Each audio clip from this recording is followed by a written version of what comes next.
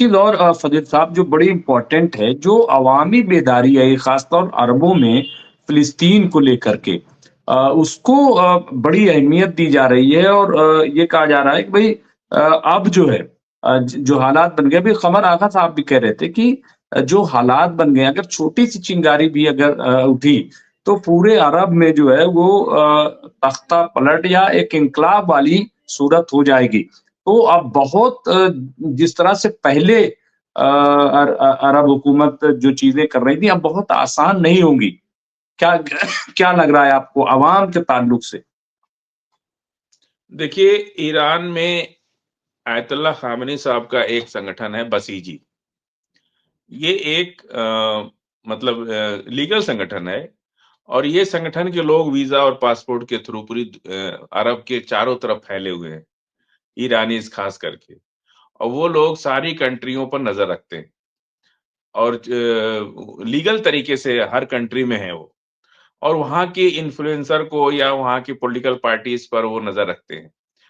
तो ईरान ने ना सिर्फ हथियार ही नहीं बनाया है, कूटनीतिक भी राजनीति और कूटनीति को भी बहुत गहराई से देख रखा है। और अपने मान लीजिए कि हम आपके घर के आस-पास 5 आदमी बैठा दें, तो आपकी एक्टिविटी पे तो नज़र रख ही सकते हैं। तो बसीजी जो संगठन है इनका, ये कोई आर्मी नहीं है, कोई इनका लड़ाका नहीं है, कुछ नहीं है। ये एक कॉमन मैन का ग्रुप है ये बसीजी।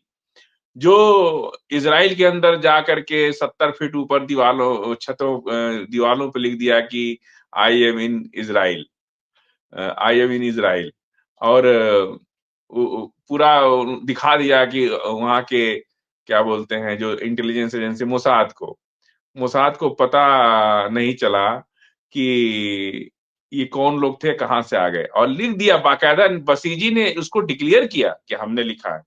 और हम कह रहे हैं, हम इतने लाखों की संख्या में बसीजी कार्यकर्ता इज़राइल के अंदर, अरब के अंदर, जॉर्डन के अंदर, मिस्र के अंदर, सीरिया के अंदर, जितना भी चारों तरफ अरब के हर कंट्री में लाखों लाख की संख्या में ईरानीज़ जो बसीजी संगठन से जुड़े हुए लोग हैं और ये लोग आयतुल्लाह ख़ामेनी साहब के लिए मरने-मारने को तैयार हो जाते हैं, अपनी जान तक दे देते हैं। ये बहुत हार्डकोर ग्रुप है और इलीगल तरीके से पूरे अरब कंट्रीज में फैले हुए हैं। तो ईरान सिर्फ ये नहीं कर सकता कि हथियार बना राजनीतिक और कूटनीतिक भी उनका बहुत प्रभाव है और जॉर्डन हुआ या जिस भी कंट्री को वो चाहें, तो वहाँ के तख्तापलट में उनका बहुत रोल है, हो सकता है, उतनी तैयारी है उनकी। और यही कारण है कि अब लोग अमेरिका से जितना डर रहे हैं, उतना ही ईरान से भी डर रहे हैं। अगर अमेरिका के साथ जाते हैं, तो ये उनके अंदर ये भी डर है कि कहीं ऐसा ना हो कि हमारे पास एक पॉलिटिकल ग्रुप जो है हमारा तख्ता पलट करके और हमारी गद्दी पे बैठ जाए। और उसके पीछे बसीजी की बहुत बड़ी ताकत है। बसीजी जो संगठन है, ये अरब में किसी भी हुकूमत के खिलाफ वहाँ के लोकल लोगों को मिला-जुला करके चूँकि है तो सब मुसलमान ही, तो मिला-जुला करके तख्ता पलट कर देंगे, अगर वो नहीं माने तो। जैसा कि जॉर्डन में पूरी तैयारी है लोगों में, ऐसा सुनने में आ रहा है कि जॉर्डन को जो है, अगर वो नहीं मानते हैं, तो उनका तख्ता पलट हो जाएगा। जी। फजील साहब, जो हम देख रहे हैं कि इज़राइल में जिस तरह से लोग अब डिमांड करने लगे, बड़े पैमाने पे अब आ गए हैं, अब बाहर निकल के क्योंकि अब डर भी नहीं है कि कोई हमला हो जाएगा। तो अब बाहर आ रहे हैं और उनका ये है कि नेतन्याहू को हटाया जाए। वहाँ जो सरकार बदलने क्या लग रहा है कि अब नेतन्याहू चले जाएँगे? अब नेतन्याहू की सरकार एग्ज़िस्ट नहीं करेगी? क्या आपको लग रहा है? क्या और इसका कितना इम्पैक्ट पड़ेगा फिर? देखिए, अभी तो वो अस्पताल नेतन्याहू में है, सरकार? अभी तो वो अस्पताल में है। अभी उनको बाहर आने दीजिए, ठीक-ठाक होके आ जाएँ। फिर उसके बाद में वो रहेंगे कि नहीं रहेंगे, ये सब तो चीज़ें बाद की चीज़ें हैं। अभी तो 2 तरह से मामला चल रहा है कि एक तरफ जो है वो बीमार हैं दूसरी जंग चल रही है। तो ऐसे में देश के प्रधानमंत्री को कोई हटाने के लिए कोई भी विपक्ष अभी कुछ कर नहीं सकता। क्योंकि जो लोग प्रदर्शन कर रहे हैं ये बहुत थोड़े से लोग हैं। इनका दबाव नहीं बन पा रहा अभी बन भी नहीं सकता। इस किसी भी कंट्री में नहीं बन सकता। क्योंकि एक तो अभी बीमार है। अभी हॉस्पिटल से आने दीजिए ठीक होकर के। अभी तो उनको 4-5 महीना टाइम लगेगा। ऐसा थोड़े है कि नेतन्याहू है तो उनको 2 मिनट में ठीक कर दिया जाएगा।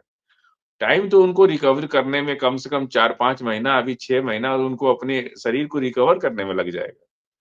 ये थोड़ा ही है कि नेतन्याहू है तो उनको कोई दुनिया में अलग कोई दवा बनी है जो उनको ठीक कर देगी, ऐसा कुछ नहीं। आम आदमी की तरह वो भी हैं, वो उसी शरीर के हैं, उसी बीमारियाँ जैसे आम आदमी को होती हैं वैसे उनको भी हैं। प्रोस्टेट कैंसर का इलाज कम से कम 5-6 महीना तो लग ही जाता है ठीक तरीके से उसको नॉर्मल होने में और मिनिमम उनको 3-4 महीना तो अभी हॉस्पिटल में ही रहना पड़ेगा और जे डॉक्टर के साथ ज़ेर इलाज रहना पड़ेगा। तो अभी तो इन सब चीज़ों पर कोई बहुत बात नहीं होगी। हालाँकि इतनी बीमारी में तो उनको खुद ही छोड़ देना चाहिए। लेकिन गद्दी और सत्ता एक ऐसी चीज़ है कि लालची इंसान लालच में पड़ा रहता है कि कब्र में पैर लटका है और वो लेकिन जेल भी हुकूमत जाएँगे। में हम नहीं, नहीं फजील साहब नहीं, नहीं ये भी डर है ना कि वो जेल भी जा सकते हैं। ये भी तो है, हाँ, तो क्योंकि उन पे जो लड़ाई करप्शन खत्म का हो गई। चार्ज है और छोड़ दीजिए करप्शन की बात अगर कीजिए तो। जी। नहीं, जिस तरह से जो बाइडेन ने अपने लड़के से मुकदमा वापस ले लिया, तो अब ये सब चीज़ें कोई बहुत मायने नहीं रखती हैं। अदालत को इन्फ्लुएंस करना या प्रभाव में लेना, ये सब मुझे नहीं लगता है कि कोई बहुत बड़ी बात जुडिशरी के हिसाब से इतनी सख्त अदालत नहीं है हमको लगता है वहाँ पे। नहीं तो अब तक उनके ऊपर काफ़ी कार्रवाई हो सकती थी। तो जिस तरह से अब अमेरिका दुनिया में सबसे बड़ा जो दम भरता था कि हम दुनिया के सबसे बड़े लोकतंत्र की पाठ पढ़ाता था अमेरिका और अपने बेटे पे बात आई तो मुकदमा वापस ले लिया। तो क्या कहा जाए इसको? ये तो फिर ऐसे ही हुआ कि अदालत वगैरह तो आम आदमी के लिए है। बड़े-बड़े मिनिस्टर, विधायक, सांसद और दुनिया में यही चल रहा है। जब अमेरिका में इस तरह की बातें हो गई तो हमें नहीं लगता है कि इज़राइल में कोई जुडिशरी नेतन्याहू को कोई बहुत सख्त एक्शन ले सकती है। फजील साहब जो बार-बार अभी हमारे साथी भी जयदीप साहब हों या और तमाम लोग हैं बार-बार एक चीज़ ये कि डोनाल्ड ट्रम्प उस पे अभी भी हो रहा है, कितना यकीन किया जा सकता है? कोई कह रहा है वो तो सन की हैं, कोई कह रहा है वो तो बड़ा मतलब फिर हम लेकिन हम ये सब बात नहीं कर रहे हैं, हम ये नहीं मान रहे हैं। जिस तरह से जो स्विंग स्टेट में जब उनको कामयाबी मिली, जहाँ मुसलमान बड़ी तादाद में थे और ये उन्होंने कहा कि साहब हम ये जंग को रोक देंगे। तो क्या लग रहा है कि डोनाल्ड ट्रम्प कैप्टिव छूटने के बाद भी अपने फैसले पर कायम रहेंगे? क्या लग रहा है? नहीं, या डोनाल्ड धोखा ट्रम्प भी हो मुझे सकता है? नहीं, नहीं, मुझे जो लग रहा है कि डोनाल्ड ट्रम्प का जो कार्यकाल हमने 5 साल देखा है, उसमें और इसमें, इस जो मतलब पार्ट 2 जो उनका शुरू होगा, काफ़ी फ़र्क आएगा।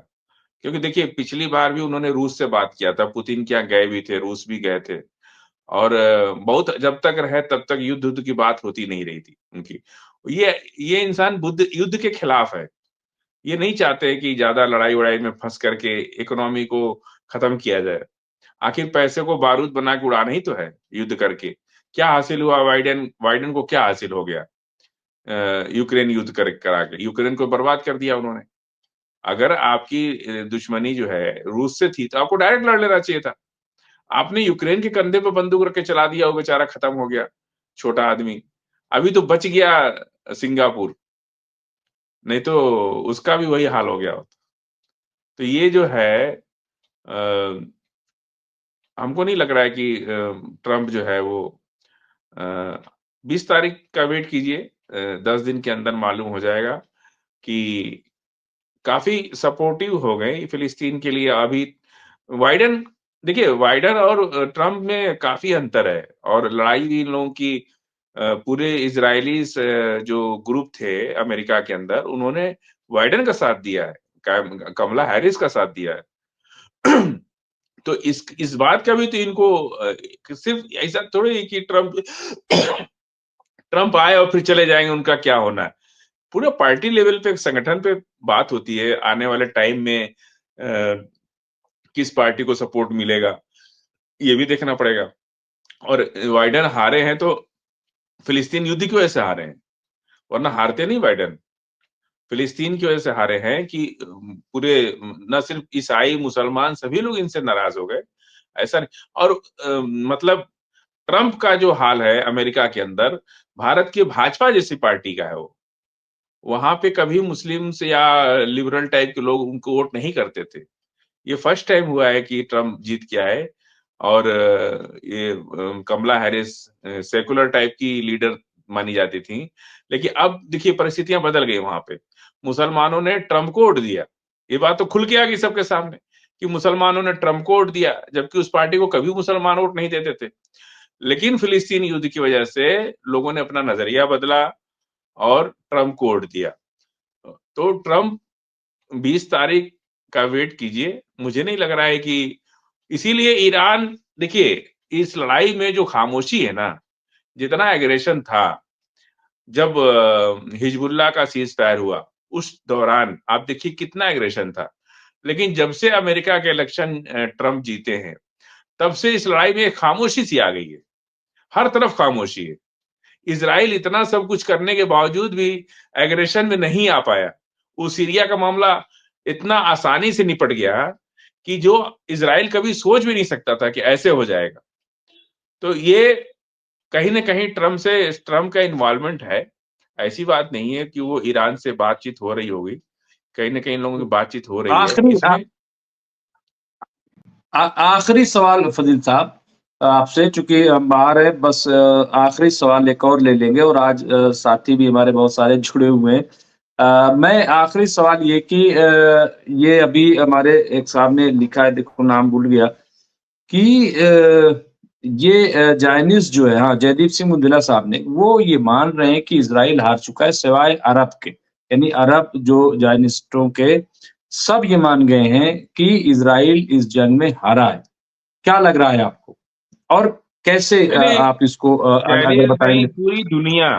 पूरी दुनिया मान चुकी है कि इजराइल हारा है। क्योंकि ये खबर तो भले वेस्ट मीडिया कुछ भी दिखाए, पर सोशल मीडिया में तो आ ही रहा है ना कि इजराइल का कितना नुकसान हो रहा है। कोई कहे कि शीशा टूट रहा है, ऐसा नहीं है। इजराइल बताता नहीं है कि कितना हमारा नुकसान हो रहा है। हमास अगर 10 को 100 बताएगा तो दुनिया मानेगी। लेकिन इजराइल अगर बता देगा 100 ना, तो दुनिया उस पर थूकेगी। ये फर्क है दोनों में। अरे क्या कर रहे थे तुम भाई, तुम इतना अपना नुकसान कर रहे। और जिस तरह के वीडियोज आ रहे सोशल मीडिया पर, आईडीएफ तो उनका साथ छोड़ चुका है। और रिजर्व सैनिक, अच्छा वहां भी षड्यंत्र है। जो रिजर्व सैनिक हैं उनको ये लोग आगे मुहास पर भेज दे रहे। वहां पे परमानेंट सोल्जर्स नहीं जा रहे, इनको भेज दे रहे मरने के लिए। जो अनट्रेंड इनके पिज्जा बर्गर सेना को हम बोलते हैं ना, उसको पिज्जा बर्गर सेना। तो वो लोग जा करके वहां पे इनको अनट्रेंड को भेज दे रहे। तो ये बात चाहे इजराइल कुछ भी कहे, पूरी दुनिया और इजराइल के अंदर पूरा मतलब विपक्ष और खुद नेतन्याहू की पार्टी के लोग ये बात मानते हैं कि इजराइल हार चुका है। मरकावा टैंक इनके खत्म हो चुके हैं, बहुत थोड़े से रह गए। इनके हथियार खत्म हो गए। जब तक बाइडेन थे तब तक खूब हथियार उधर से सप्लाई हो रही थी। अब इनके पास हथियार भी खत्म हो गए। जी।